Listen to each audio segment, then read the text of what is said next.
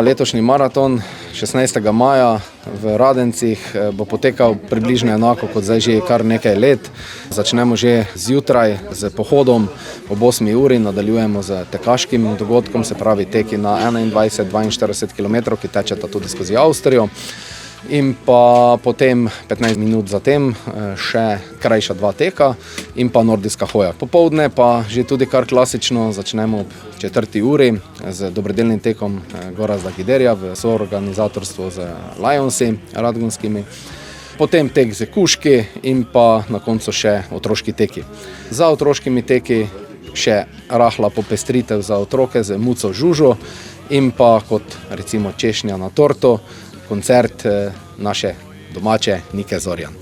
Zelo lepo vabljene celotne družine v Radence in verjamem, da bodo vsi zadovoljni. Zdaj, glede prijav, prijave so možne še do 6. maja, ko pa se prijave zaključi.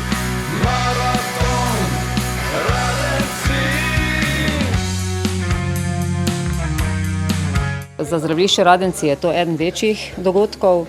In mi se pravi nudimo gostinsko, celotno gostinsko ponudbo. Letos bo Testeninko spremljal DJ, da bo celo dogajanje malo popestreno. Spet bosta sodelovali 2 gostinske šoli, štartne številke bodo vsi dvigovali v hotelu Radin. In pa tako kot vsako leto poskrbimo tudi za varstvo otrok, ko njihovi starši grejo na višje podvige.